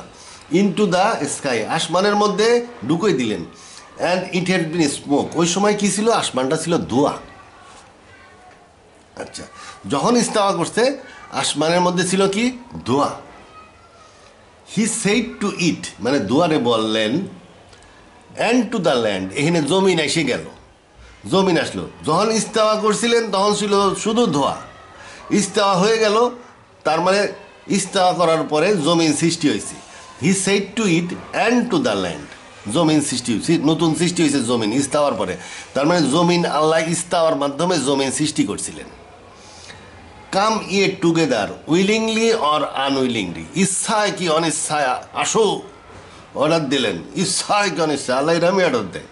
আচ্ছা, ভালো কথা বললে হইতো, আসো বললেই হয়, কিন্তু কমান্ড দিয়ে দিছে ইচ্ছায় কি অনিচ্ছায় আসো। They said we do come in willing obedience.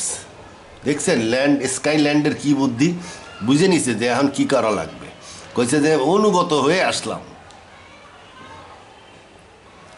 আচ্ছা, এই জায়গায় কিন্তু কোরআন শরীফের আয়াত যখন এই বিতর্কে যাবেন তখন কিন্তু টু দ্য পয়েন্টে বুঝতে হবে। আমি আবার কই, মোরওভার হি ডিড ইস্তাওয়া করলেন কিসের মধ্যে? ইনটু দ্য স্কাই, আসমানের মধ্যে। And it had been smoke, আকাশটা তখন শুধু ধোঁয়ায় ভরা ছিল। আকাশটা কি আকাশই ছিল না, ওটা ছিল একটা ধোঁয়া। এই আকাশটাকেই বলতেছে ধোঁয়া, মানে তখনও আকাশ ফর্ম হয় নাই, খালি ছিল একটা ধোঁয়া। যখন ইস্তাওয়া করছে খালি ছিল ধোঁয়া, ওটা তখন আসমানও বলা যায় না। ওরে বলতেছে আসমান। হি ডিড ইস্তাওয়া ইনটু দ্য স্কাই, আসমানে করলেন, কিন্তু সেই আসমানটা কি ছিল ধোঁয়া, আর কিছু ছিল না।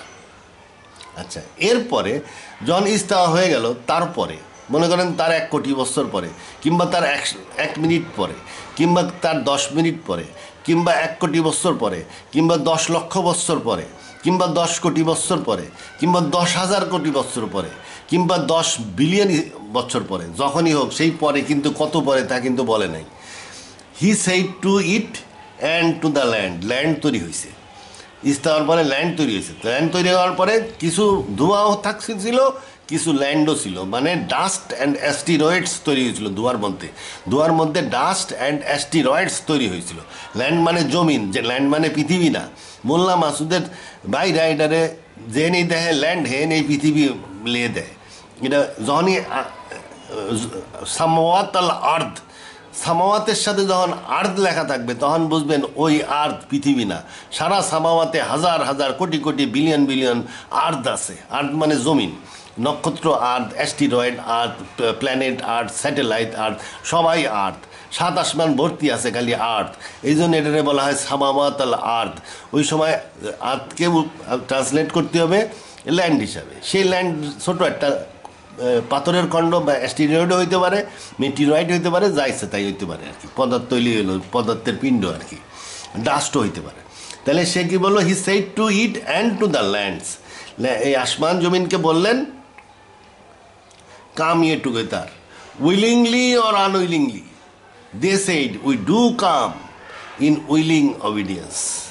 আমরা আসলাম অনুগতভাবে। তারপরে 12 নাম্বার আয়াত, এটা হলো 11 নাম্বার আয়াত, তারপরে আসবে 12 নাম্বার আয়াত, 41-এর 11, 41-এর 12। তাহলে এখন কি হচ্ছে, আল্লাহ ডাক দিলেন, ডাক দিয়ে কি করলেন,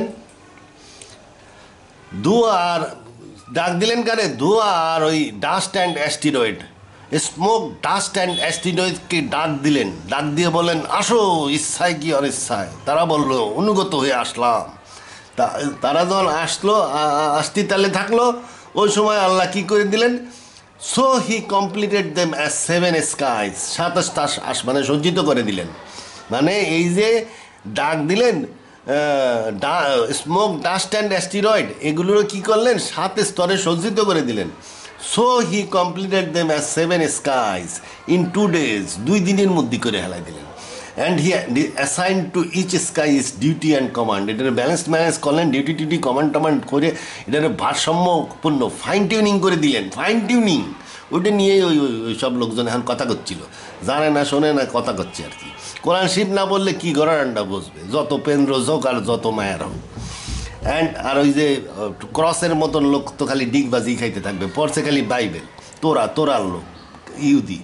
and we adorned the lower skies with lights and with guard, light সঠিক পরিমাণে আলো দিছে, তারার আলো, বেশিও না কমও না, ঘুমানো যায় রাত্রে। আচ্ছা, such is the degree of the exalted mind full of knowledge. তাহলে কি হলো, ওই প্রথমে ছিল দুয়োর মধ্যে ইস্তাওয়া করার পরে হয়ে গেল ল্যান্ড, তারপরে দুয়ো আর ল্যান্ড, তাহলে হইলো কি, পাওয়া গেল কি, স্মোক, ডাস্ট অ্যান্ড অ্যাস্টিরয়েডস, এইগুলা ছোটো ছোটো প্ল্যানেট হইতে পারে, এইগুলোর সব একত্রিত করে সরাই দিয়ে 27টা আসমান বানাইছে। তো এই যে 27 স্তর আসমান তাহলে কী দিয়ে তৈরি, পদার্থ দিয়ে তৈরি, পদার্থের বিতরণের মাধ্যমে 7 আসমান তৈরি হইল। আর এতক্ষণ যে আইনস্টাইনের বকবগানি করলাম, তাতে আমরা বুঝতে পারিছি যে পদার্থের উপস্থিতি স্থানকালে, স্পেস টাইমে বক্রতা সৃষ্টি করে। যদি পদার্থকে 7 স্তর আসমানে সজ্জিত করা হয়, তাহলে আসমান জমিন বা স্পেস টাইমও 7 স্তর, 7টা তরঙ্গের আকার ধারণ করবে। স্পেস টাইমে ওই যে আইনস্টাইন কইছিল যে পদার্থের space and time must be regarded together as curved, space টাইমকে একই সাথে বিবেচনা করতে হবে, এটাই হলো ব্যাখ্যা। তাহলে পদার্থের উপস্থিতি স্পেস টাইমে বক্রতা সৃষ্টি করে। তাহলে যদি এই যে আল্লাহ দো আর ল্যান্ডরে করলেন যে আসো ইচ্ছায় কি অনিচ্ছায়, তারপরে সাজাই দিলেন 7 আসমানে, তার মানে 7টা লেয়ারের মাধ্যমে উনি সাজাই দিয়েছেন। এই 7টা পদার্থের যে এই 7টা লেয়ার, এই 7 লেয়ার তাহলে কী করবে, স্পেস টাইমকেও 7টা লেয়ার করে ফেলবে, স্পেস টাইমকে তরঙ্গায়িত করবে। স্পেস টাইমের এই স্পেসের এই তরঙ্গকে বলা হয় 7 আসমান। তরঙ্গ এই মনে করেন সবচেয়ে ভিতরের তরঙ্গ, এর মধ্যে প্রথম আসমান, এর মধ্যে পৃথিবী আছে, মিল্কি ওয়ে গ্যালাক্সি আছে, আরও অনেক গ্যালাক্সি আছে। তারপরে কি আবার আর একটা তরঙ্গ, এই দ্বিতীয় তরঙ্গ। এই তরঙ্গ কিন্তু পুকুরের উপরের তরঙ্গ না, এটা হলো 3 ডাইমেনশনাল তরঙ্গ হিসাবে চিন্তা করতে পারেন। মনে করেন একটার ভিতরে আরেকটা, সিদ্ধ ডিমের সাদা অংশ, তার ভিতরে থাকে লালডা। তো এই লালডা হলো ভিতরের আসমান, আর ওই সাদাটা হলো বাইরের আসমান। এইভাবে 7 স্তর আসমান পরপর সাজাইছে আল্লাহ। এটা কিসের মাধ্যমে করেছেন, উনি পদার্থ বিতরণ করে করেছেন। যার ফলে কি হয়েছে, স্থানকাল ওইভাবে বক্র হয়ে গেছে, তরঙ্গায়িত হয়ে গেছে। তাহলে এই যে তরঙ্গায়িত, এই স্পেস টাইমের 7টা তরঙ্গকেই একটার ভিতরে আর একটা 7 আসমান বলা হয় কোরআন অনুযায়ী।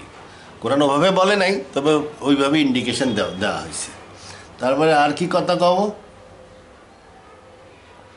এটার দরকার নাই। এই যে দুয়োর মধ্যে আল্লাহ ইস্তাওয়া করলেন, এটা নিয়ে একটু আলোচনা করতে। দুয়োর মধ্যে কেন ইস্তাওয়া করলেন, পরে ইস্তাওয়া করলেন, দুয়োর মধ্যে ইস্তাওয়া করার পরে আল্লাহ কি করেছেন, এটা একটু বলিনি আগে, একটু ধারাবাহিকভাবে যায়। আমার ব্যাটারি যাচ্ছে, শেষ হয়ে যায়, কি মুশকিল যে হয়েছে, ব্যাটারি শেষ হয়ে যায়। এই যে দুয়ো পর্যায়ে, এই যে বিগ ব্যাং হয়েছিল, এই বিগ ব্যাং হয়েছিল, এখানে গাড ফোর্স নিয়ে আমি অনেক কথা কইছি। অনেকে কয় ইনফ্লেশনের মাধ্যমে হয়েছিল, যাই হোক গাড ফোর্স থিওরি এই যে এইখানে লেখা আছে যে এই জায়গায় গাট ফোর্স, বিগ ব্যাংয়ের আগে ছিল গাট ফোর্স, গাট ইরা, এই যেখানে গাট ইরা, এই গাট ইরা এই নফসিন ওয়াহিদাতিনের একটা অংশ হইতেছে গাট ইরা। নফসিন ওয়াহিদাতিনের মধ্যে আরও অনেক রকমের অজানা ফোর্স ফিল্ড ছিল যেগুলো দিয়ে মানুষ এবং অন্যান্য প্রাণীর নফস তৈরি করা হয়েছে। তা 3টে ফোর্স ফিল্ড মিলে অ্যাটম তৈরি হয়েছে, তাহলে আমরা ওইটুক নিয়েই কথা কই, ওইটুকুই বৈজ্ঞানিকরা গাট কয়। তেমন এই গাট ফোর্স থেকে তৈরি হইল বিগ ব্যাং, বিগ ব্যাং থেকে তৈরি হইল ধোঁয়া। এই ধোঁয়ার প্রবলেম ছিল কি, এই গাট ফোর্সের মধ্যে 3টে ফোর্সই আছে। এই যে আমরা করছি strong force, electromagnetic force, week force. এটা হলো গাট ফোর্সের ছবি। এটা কিন্তু আমি নিজে আঁকিনি, ইন্টারনেট থেকে ডাউনলোড করছি। আমি সব ডাউনলোড অ্যান্ড কপি পেস্ট করার লোক। গ্র্যাভিটি আলাদা শক্তি, এটা বৈজ্ঞানিকরাও কয় যে এটা গাটের মধ্যে নাই। গ্র্যাভিটি আল্লাহর শক্তি, আমি বিভিন্ন ভিডিওতে আলোচনা করছি। তাহলে এই ধোঁয়া সৃষ্টি হয়েছে, তো ধোঁয়ারে আল্লাহ ইস্তেওয়া করা লাগলো কেন? তখনই পরে ইস্তেওয়া করলেও পারত। আল্লাহ দেখবেন একটু অলস ভাব আছে, এটা মানে কুড়ি বুদ্ধি, মানে আপনি যতই দোয়া করেন না কেন আল্লাহ টাহা দাও দেবে না, তার মানে কুড়িয়ে আলসেমি লাগে দিতে। ইনে পারফেক্টলি না, যেটা দরকার সাথে সাথে পাওয়া যায়। তবা ভুলে গেছে। In a perfectly uniform universe there is no way in which large concentration of gas could have ever occur. বৈজ্ঞানিকরা কী করছে যে ধোঁয়া সৃষ্টি হয়েছিল, ধোঁয়া ইউনিফর্মলি সারা মহাবিশ্বব্যাপী ছড়ায় যাওয়ার কথা। কেমনি করে এগুলা বড় বড় গ্যালাক্সির মধ্যে একত্রিত হইলো, এটা বৈজ্ঞানিকরা এখন আবিষ্কার করতে পারে নাই। গ্যালাক্সির মধ্যে একত্রিত হইলে কি, আচ্ছা এটা পড়ে যাই। In a perfectly uniform universe there is no way in which large concentration of gas মানে galaxy could ever occur. Indeed, it is quite difficult to explain how concentration of matter as big as the galaxies could have formed in time since the Big Bang, no more than 20,000 millions years ago, 20 billion years ago. মহাবিশ্বের বয়স যদি 20 billion ইয়ার হয়, এর মধ্যে এই ধোঁয়া গ্যালাক্সির মধ্যে একত্রিত হওয়া, বড় বড় ধোঁয়ার মেঘ, যে ধোঁয়ার মেঘ গ্যালাক্সিতে রূপান্তরিত হইতে পারত, এভাবে একত্রিত হওয়া সম্ভব না। How this happened is not known. কেমনি করে এই ধোঁয়াগুলো প্রোটো গ্যালাক্সিতে একত্রিত হয়েছিল তা জানা নাই, but it is straight forward to calculate. কিন্তু যদি একত্রিত হয়ে যায় তাহলে সহজে এই ক্যালকুলেট করে বের করা যাবে হাউ গ্যালাক্সি উড ফর্মস। কেমনি করে গ্যালাক্সি তৈরি হয়েছে, মানে নক্ষত্র, গ্রহ নক্ষত্র তৈরি হয়েছে, would form once this clouds of gas, মানে প্রোটো গ্যালাক্সিগুলা mainly held together by gravity and containing enough material to form thousands of millions of stars. একত্র হয়ে যাওয়ার পরে কীভাবে স্টার তৈরি হইলো, স্টারের বিবর্তনের মাধ্যমে তার মধ্যে ভারী থেকে ভারী পদার্থ কীভাবে হইলো, কীভাবে স্টার বিস্ফোরিত হইলো। এখনও দেখা যায় আকাশে মাঝে মাঝে স্টার বিস্ফোরিত হয় অনেক দূরে, খালি চোখে দেখা যায় না। সেখান থেকে কীভাবে ভারী থেকে ভারী পদার্থ তৈরি হলো, এগুলো সব হিসাব করে বের করা সম্ভব। কিন্তু ধোঁয়া কীভাবে একত্রিত হয়েছিল এটা বোঝা যায় না। ধোঁয়া ইউনিফর্মলি মহাবিশ্বে ছড়াই দেওয়ার কথা, কিন্তু ছড়াই নাই। তারা বিভিন্ন গ্যালাক্সিতে ধোঁয়ার মেঘে একত্রিত হয়েছে এবং গ্যালাক্সি তৈরি করছে। আমার কথা নাই, encyclopedia of space travel and অ্যাস্ট্রোনমির কথা। তাহলে এই ধোঁয়া কিন্তু একটা বেতাল জিনিস, ইউনিফর্মলি ছড়ায় যাওয়ার কথা, কিন্তু তা না করে তারা কি করছে, বিভিন্ন বিগ স্টারে, বিভিন্ন প্রোটো গ্যালাক্সি এবং তার মধ্যে ছিল বিগ স্টার, তার মধ্যে একত্রিত হয়েছে এবং কনসেন্ট্রেট করে করে তার মধ্যে ভারী থেকে ভারী পদার্থ সৃষ্টি হয়েছে। তারপরে সেটা বিস্ফোরিত হয়েছে, তারপরে ওই ভারী পদার্থ দিয়ে ডাস্ট অ্যান্ড অ্যাস্টেরয়েড তৈরি হয়েছে, যার ফলে জমিন সৃষ্টি হয়েছে। এই যখন জমিন সৃষ্টি হয়ে গেল, তারপরে ওই আল্লাহ ধুমারে ধরলো, ধুমা আর জমিনরে একসাথে ধরলো। Moreover, he did istawa into the sky and it had been smoke. Uniformly ছড়াই যাচ্ছে স্মোক। এই কোনো ক্লাউড বা ওই ক্লাউড অফ স্মোক তৈরি করার বা গ্যালাক্সি তৈরি করার কোনো লক্ষণ দেখা যাচ্ছে না। He said to it and to the lands, Allah ইস্তাওয়া করে দিলেন। তারপরে ওই যে ধোঁয়ার মেঘে একত্রিত করলেন, ওর মধ্যে স্টার হইলো, ভারী পদার্থ তৈরি হলো, ও দিয়ে ডাস্ট অ্যান্ড অ্যাস্টেরয়েড তৈরি হলো। এরপরে আল্লাহ বললেন যে ধোঁয়াকে আর ল্যান্ডকে বললেন কাম ইয়ে টুগেদার, এবং সে তখন 27 পানে সজ্জিত করলেন। এই হলো বৈজ্ঞানিক দৃষ্টিভঙ্গির থেকে আমি করলাম কীভাবে 27 স্তর আসমান, ওই তার কী মিনিং হইতে পারে, প্রবলেমটা কোথায় এটাও দেখাইলাম এই যে এনসাইক্লোপিডিয়ার থেকে। তবে এইটা যে আমরা করছি, বৈজ্ঞানিকরা করছে যে প্রথমে ব্যাটারি শেষ হয়ে যাচ্ছে রে। এই বৈজ্ঞানিকরা করছে যে বিগ ব্যাংয়ের পরে ধোঁয়া সৃষ্টি হয়েছিল, মেইনলি হাইড্রোজেন অ্যান্ড হিলিয়াম তৈরি হয়েছিল। মেইনলি প্রথমত হাইড্রোজেন তৈরি হয়েছিল। Hydrogen simplest form of matter, একটা প্রোটন একটা ইলেকট্রন দিয়ে হাইড্রোজেন তৈরি হয়ে যায়। পরে 25% হাইড্রোজেন হিলিয়ামে রূপান্তরিত হয়েছিল। এই হাইড্রোজেন অ্যান্ড হিলিয়ামের মিশ্রণ ইউনিফর্মলি ছড়ায় পড়ার কথা, কোনো অজানা কারণবশত এটা বিভিন্ন ধোঁয়ার মেঘে একত্রিত হয়েছিল। এই ধোঁয়ার মেঘের মধ্যে প্রথমত বড় বড় নক্ষত্র সৃষ্টি হয়েছিল। এগুলোকে ফার্স্ট জেনারেশন স্টার বলা হয়। ফার্স্ট জেনারেশন স্টারের মাধ্যমে গ্র্যাভিটির কারণে ভিতরে প্রচণ্ড তাপ এবং চাপে নিউক্লিয়ার ফিউশন রিয়াকশন শুরু হয়। ফিউশনের মাধ্যমে ভারী থেকে ভারী পদার্থ সৃষ্টি হতে থাকে। Helium turn into carbon and oxygen, carbon oxygen turn into silicon, silicon turn into iron. এভাবে পর্যায়ক্রমে ভারী থেকে ভারী পদার্থ স্টারের মধ্যে তৈরি হতে থাকে এবং কেন্দ্রে জমা হতে থাকে। কোনো এক সময় এই নক্ষত্রটা যদি ইউরেনিয়াম প্রচুর পরিমাণে ভিতরে তৈরি হয়, তখন নক্ষত্রটা বিস্ফোরিত হতে পারে, কিংবা অন্য কোনো কারণে যদি কলাপস করে সেটা বিস্ফোরণ হতে পারে। বিস্ফোরণের পরে এই ভারী থেকে ভারী পদার্থ স্পেসে ছড়ায় যায়। এই হলো কথা। তাই স্পেসে যে ভারী থেকে ভারী পদার্থ ছড়ায় গেল, তাই দিয়ে ডাস্ট অ্যান্ড অ্যাস্টেরয়েড তৈরি হতে পারে, এটা বৈজ্ঞানিকরা বলতেছে। কিন্তু কোরআন কিন্তু এর এটা সাপোর্ট করে, কাউন্টার করে না, কিন্তু আর একটা বিষয়ে একটা ইন্ডিকেশন দেয়। সেই ইন্ডিকেশনটা একটু আলোচনা করতে হবে। ইন্ডিকেশনটা আলোচনা করতে হবে। এখন বৈজ্ঞানিকরা বললো কি, ধোঁয়ার মেঘের মধ্যে first generation hot big star তৈরি হয়েছিল, সেখানে ভারী থেকে ভারী পদার্থ তৈরি হয়েছে। আর একটা কী উপায় হইতে পারে? আর একটা উপায় আছে, যেখানে আল্লাহ যদি করে, আল্লাহ কিন্তু এত লং প্রসেসে নাও যেতে পারে, যে সেই ধোঁয়া কী হবে, আসমানে ছড়ায় যাবে, মেঘে মেঘে একত্রিত হবে, এই মেঘে মেঘে নক্ষত্র তৈরি হবে, ওর মধ্যেই বিলিয়ন বিলিয়ন বছর ধরে স্টার তৈরি হবে। তারপরে আল্লাহ ধোঁয়া এবং জমিনকে বলিবেন, আসো ইচ্ছায় কি অনিচ্ছায়, অত দেরি করবে কিসের জন্য? আল্লাহ সোজা বুদ্ধি করতে হবে। এই যে বিরাট বড় ধোঁয়া সৃষ্টি হয়েছে, সেটা যদি সরাসরি ইস্তেফা করে বলে যে সংকোচন শুরু, মহাবিশ্ব সম্প্রসারণ বন্ধ করে দেওয়ার মতন ক্ষমতা আল্লাহর আছে। আপনি মনে করেন আর না করেন, আমার আল্লাহর আছে। এই পুরা মহাবিশ্বরের সংকোচন শুরু করে দিল। পুরা মহাবিশ্বরের সংকোচন শুরু করলে কি হবে? ওই যে ধোঁয়া, ওইটার থেকে ভারী পদার্থ সৃষ্টি হতে থাকবে কেন্দ্রে, এবং মহাবিশ্বরে ছোট করলেই আস্তে আস্তে ওর মধ্যে প্রচণ্ড তাপ এবং চাপের কারণে বিভিন্ন পয়েন্টে ভারী থেকে ভারী পদার্থ, বা সেন্ট্রাল পয়েন্টে ভারী থেকে ভারী পদার্থ, বিভিন্ন রকমের ভারী পদার্থ সৃষ্টি হয়ে যাবে ওর ভিতরে। তাইলে এই যে ভিতরে ভিতরে ছোটো করতে এক সময় কি আল্লাহ কি করবে? মনে করেন আল্লাহ এটাও করতে পারত, সে সিঙ্গুলারিটি পর্যায়ে নিল না। সিঙ্গুলারিটি পর্যায়ে নিলে তো আবার সেই এনার্জি লেভেলে চলে গেল। সে নন সিঙ্গুলার স্টেট থেকে মহাবিশ্বকে আবার এক্সপানশন করায় দিল। এই নন সিঙ্গুলার স্টেট থেকে যদি এক্সপানশন করায় দেওয়া হয়, এটাকে বলা হয় বিগ বাউন্স।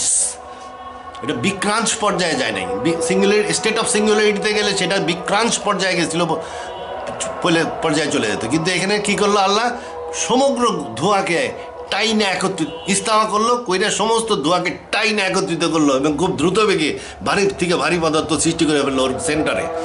প্রচণ্ড চাপের কারণে ফিউশন রিয়াকশনের মাধ্যমে একই বড় নক্ষত্রে যেরকম হয়, সেরকম পুরা মহাবিশ্বের সেন্টারে ওই একই কাজ হচ্ছে। ভারী থেকে ভারী পদার্থ সৃষ্টি হয়ে গেল। যখন পর্যাপ্ত বড় পরিমাণে ভারী পদার্থ সৃষ্টি হয়ে গেল, তখন সেই অবস্থার থেকে আল্লাহ কী করলো? ওটারে বিগ বাউন্সের মাধ্যমে মহাবিশ্ব পুনরায় সৃষ্টি করে দিল। তাইলে কি হলো? এটা একটা সেকেন্ড ক্রিয়েশন হলো। ফার্স্ট ক্রিয়েশন হলো বিগ ব্যাং থেকে, যখন ধোঁয়া সৃষ্টি হয়েছিল, তারপরে আবার মহাবিশ্ব কলাপস করে আবার সম্প্রসারণ শুরু হলো। সেটা হলো তাহলে বিগ বাউন্সের মাধ্যমে। তাহলে এই ইউনিভার্সটা কি originated may have originated from a big bounce, এবং বিগ বাউন্সের ইন্ডিকেশন কোরআনে আছে। আমি দেখা দিচ্ছি আয়াতটা দেখানোর আগে আমি যে বকর করলাম, আমার ব্যাটারি শেষ, তাড়াতাড়ি বকর করছি, একটু খেয়াল করে শুনেন। এইটা আমি একটু ছবিটা আগে দেখাইনি। এই যে ছবি একটা আঁকিছি। তাহলে ব্যাপারটা হলো কি, এই আল্লাহ কি করলো? গ্র্যাভিটি, আল্লাহর শক্তি, এটারে আলাদা করে দেখাইছি। তারপরে এই যে বিগ ব্যাং হইলো, বিগ ব্যাংয়ের মাধ্যমে কি হলো? সিঙ্গেল স্কাই ইউনিভার্স, এক আসমান ব্যতীত আসমান, এই ধুয়োবর্তী আসমান তৈরি হলো। Single sky universe full of smoke. অতঃপর আল্লাহ আসমানের প্রতি মন দিলেন, তখন ওয়া ধোয়া ছিল। এরপরে করলেন কি?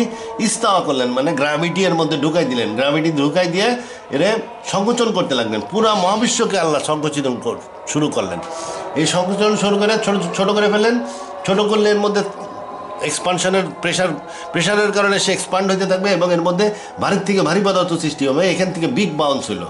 এই বিগ বাউন্সের পরে 27 স্তর আসমান তৈরি হলো। তাইলে কি হলো? বিগ ব্যাং এর থেকে তৈরি হয়েছে সিঙ্গেল স্কাই ইউনিভার্স, তারপরে মহাবিশ্ব সংকুচিত হয়েছে এবং বিগ বাউন্স থেকে সৃষ্টি হয়েছে 7 স্তর বিশিষ্ট আসমান। তাহলে 7 স্তর, বর্তমান 7 স্তর আসমান কি বিগ বাউন্স থেকে তৈরি শুরু হয়েছে। তার মানে এটাকে আপনি ধরতে পারেন একটা সেকেন্ড ক্রিয়েশন। এটা যে আমি আহাম্মক বলতেছি তা না, আমি বাঙালি কালাঙ্গলা দেখা যায়, এই জন্য আপনি হয়তো বিশ্বাস করবেন না, কিন্তু আপনি বিজ্ঞানের বই পড়ে দেখেন অনেক বৈজ্ঞানিক কি বলে যে এই মহাবিশ্ব বিগ ব্যাং থেকে হয় নাই, কোনো এক বিগ বাউন্স থেকে হয়েছিল। বিগ ব্যাংয়ের থেকে এই মহাবিশ্ব সৃষ্টি হওয়া সম্ভব না।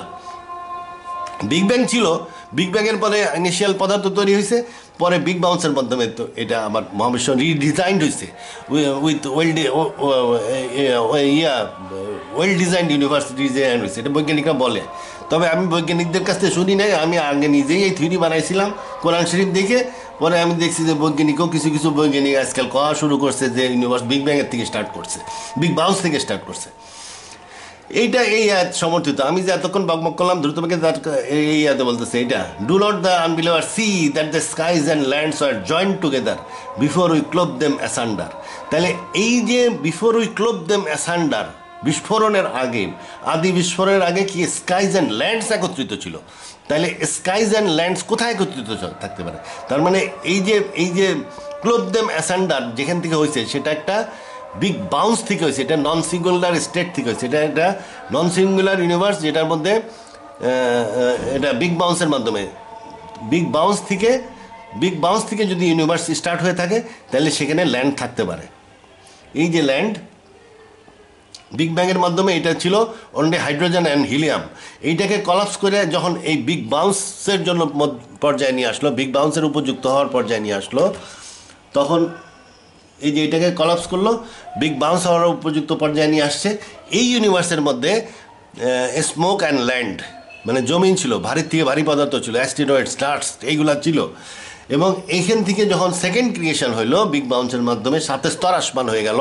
আল্লাহ এখানে রিডিজাইনও করছিলেন মহাবিশ্বকে এবং এটাকে 7 স্তরে সজ্জিত করে রিইনিশিয়েট করে দিলেন এবং এই 7 স্তর আসমান তৈরি হলো। এই যে মডেলটা, এই মডেলটা দেখেন এই আয়াত সমর্থন করে। Do not the unbeliever see that the skies and lands are joint together before, এখানে স্কাইজ অ্যান্ড ল্যান্ড আছে, বিফোর উই ক্লোব দ্যাম অ্যাসান্ডারের আগে ল্যান্ড ছিল। তার মানে এই ক্লোব দ্যাম অ্যাসান্ডার একটা নন সিঙ্গুলার স্টেট থেকে শুরু হয়েছিল এবং universe started from a big bounce. আচ্ছা, বর্তমানে নাসার বিজ্ঞানীরা অনেক কষ্ট করে অনেক গ্যালাক্সির দূরত্ব বাইর করছে। গ্যালাক্সি তো অত সোজা না দূরত্ব বাইর করা, মানে একটা গ্যালাক্সির অল্প কিছু ডাটা যদি বাইর করতে হয় তাহলে ওটারে অন্তত 3 সেকেন্ড দেখা লাগে। তাহলে 3 সেকেন্ড দেখে এটা অতি উন্নত মানের হাইফাই দিয়ে 3 সেকেন্ড করে দেখা যদি আপনি বানাইতে চান, এটা কিছু আইডিয়া করতে চান 3 সেকেন্ড দেখে তাহলে দাঁড়ান, এটা ছোটো করিনি, ভালো একসাথে দেখা যাচ্ছে না। 3 সেকেন্ড দেখে যদি আপনি করতে চান তাহলে 1 লক্ষ গ্যালাক্সি দেখতে কত লাগবে? 3 লক্ষ সেকেন্ড। মানে এটা বিশাল একটা সময়ের ব্যাপার এবং অনেক কষ্টের ব্যাপার। আর 1 লক্ষ তো দেখলে হয় না, কোটি দেখতে হবে, দেখলে একটা ডিজাইন বোঝা যাবে। তো এরকম একটা ডিজাইন দেখে বৈজ্ঞানিকরা আমাদের নিকটবর্তী আসমানের একটা ডিজাইন বানাইছে। এটা কিন্তু রেডশিপ সার্ভে থেকে আসছে। এখানে দেখা যায় যে এই যে দেখেন, এই যে এখানে মিল্কি ওয়ে গ্যালাক্সি, এইখানে গ্রেট অ্যাট্রাক্টর এবং এখানে কনসেন্ট্রেশন দেখা যাচ্ছে গ্যালাক্সির। এইটা সম্ভবত প্রথম আসমান। এখানে প্রথম আসমান পদার্থ এবং ধুয়ো এবং স্মোক, ডাস্ট অ্যান্ড অ্যাস্টেরয়েড এগুলো মিলায়া গ্যালাক্সির মাধ্যমে তৈরি করা হয়েছে। গ্যালাক্সির মাধ্যমে তৈরি করেছে প্রথম আসমান। এখানে দেখেন ভয়েড, এই একটা ভয়েড, এই ভয়েড এখানে দেখা যায় না, ভয়েড এই দেখেন পুরোটা ভয়েডের একটা লাইন। এই ভয়েড মানে আসলে একটা ভয়েড, এখানে ফাঁকা। তার মানে 2 আসমানের মধ্যে যে ফাঁকা স্থান আছে, এইটা হলো সেই ফাঁকা স্থান। হ্যাঁ, ফাঁকা স্থান। তারপরে দেখেন আবার ওয়াল, এই ওয়াল ভর্তি গ্যালাক্সি, এই যে ওয়াল, তার মানে এইটা দ্বিতীয় আসমান। তা এরকম আসমান ভাব দেখা যায়। পদার্থের বিতরণের মাধ্যমে আসমান সৃষ্টি করা হয়েছে। বৈজ্ঞানিকরা দেখতেছে পদার্থগুলো লেয়ারে সজ্জিত। ভিতর দিয়ে অবশ্য অনেক স্টার গ্যালাক্সি আছে, এগুলাকে ফিলামেন্ট বলা হয়। ফিলামেন্ট হলো জিন বুদ্ধের রাস্তা। যাই হোক, বহুত বকবক করেছি, আর বকবক করবো না। যত বকবকই করা হোক, বুঝতে হলে নিজে চিন্তা করে বুঝতে হবে, নিজে চিন্তা করে বুঝতে হবে। মানুষে বুঝিয়ে দিলে বোঝা যায় না, একটু জটিল জিনিস তো। তো যাই হোক, আমার ম্যাটারই শেষ, আজকের মতন এখানে শেষ। আল্লাহ হাফিজ।